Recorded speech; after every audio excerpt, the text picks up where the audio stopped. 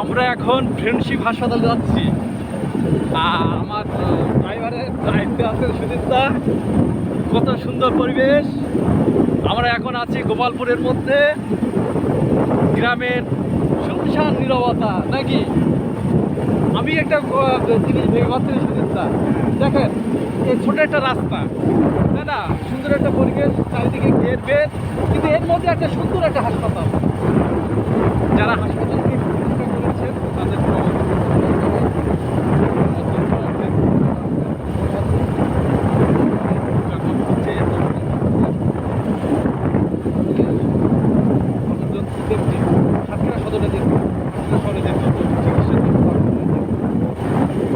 সুন্দর একটা পরিবেশ, গোপালপুর ঘের আর ঘের, সুন্দর একটা রাস্তা।